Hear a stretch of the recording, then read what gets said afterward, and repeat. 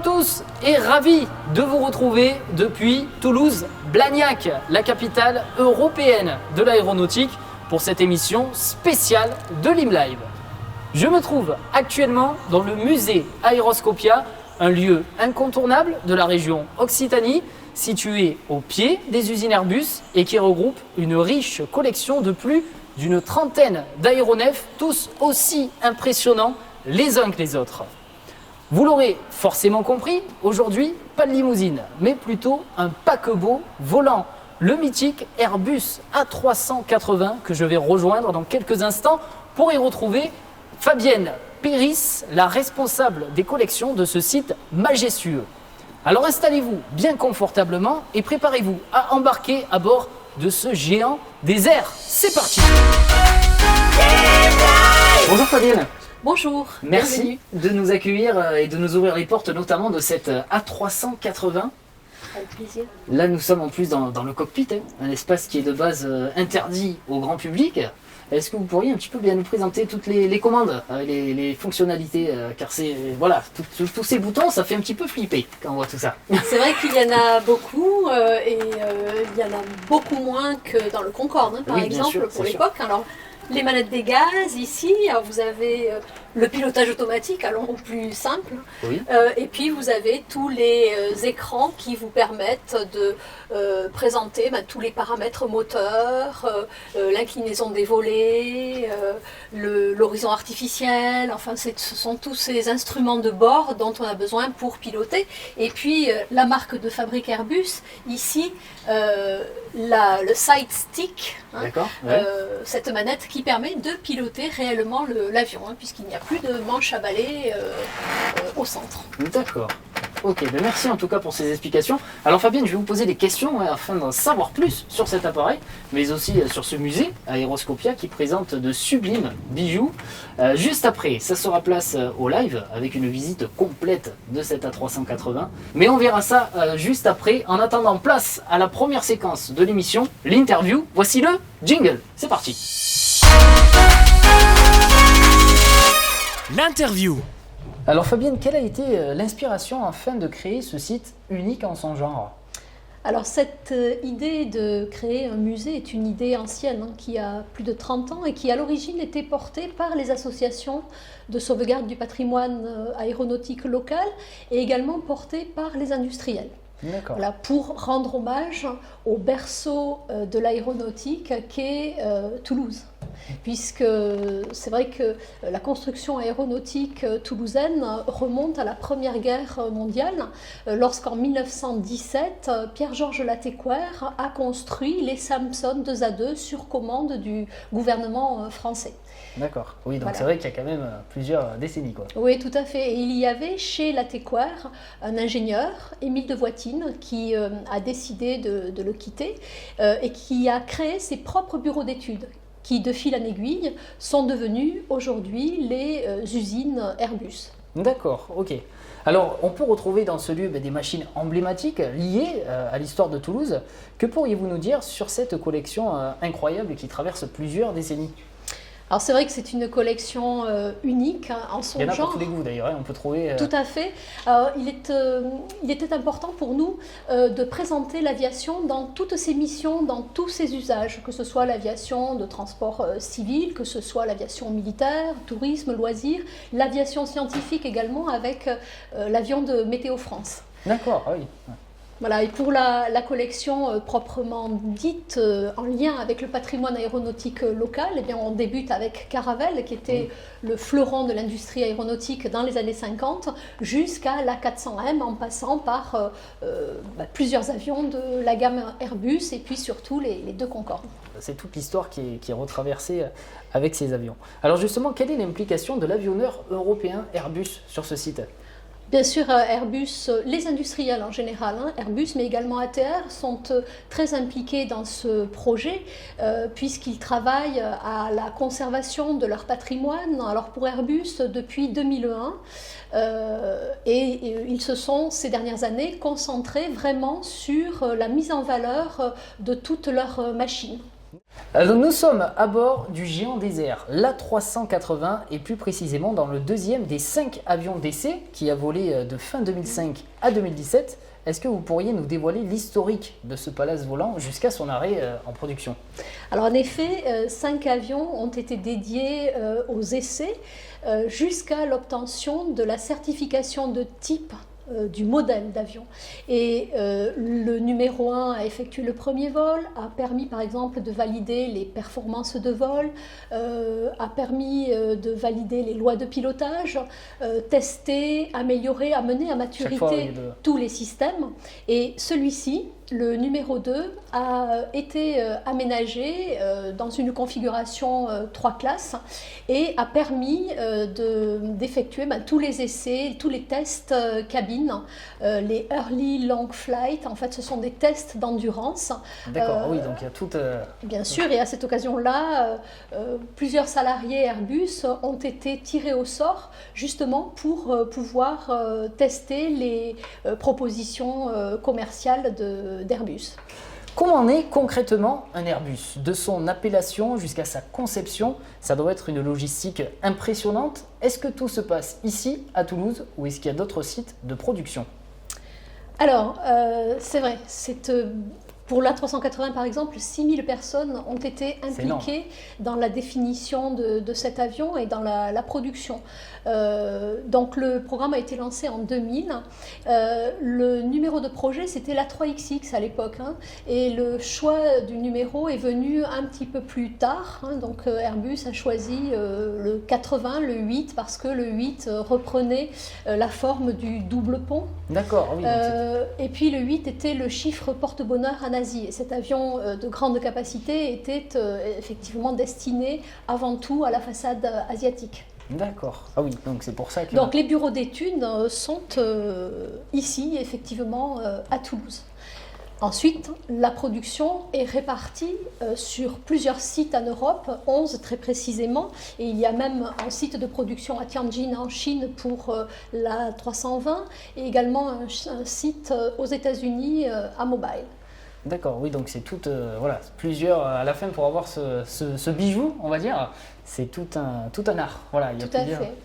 Donc chaque site de production construit son élément. Ces éléments sont ensuite acheminés jusqu'aux chaînes de montage finales. Et après, on a les essais qui se font ici directement. Soit en Bourg. Et ensuite, les avions sont aménagés. Alors généralement, ça se passe en Bourg. Oui, d'accord. Tout à fait.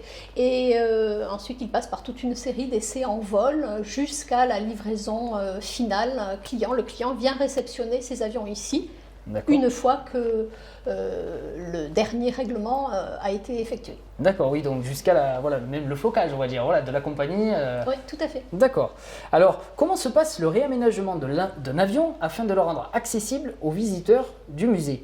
Je présume que ce sont des mois, voire des années de rénovation avec un coût colossal. Si on prend l'exemple de l'A300B, de l'avion militaire A400M ou encore cet A380.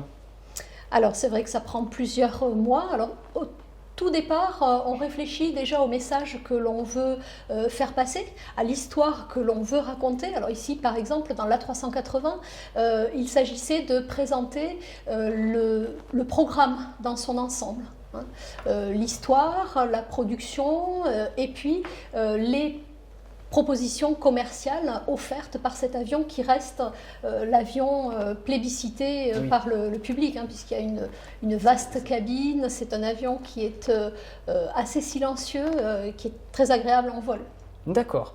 Alors justement, on va en profiter pour regarder des images de ce magnifique bijou avec le live. Vous allez pouvoir découvrir dans les moindres détails cet appareil.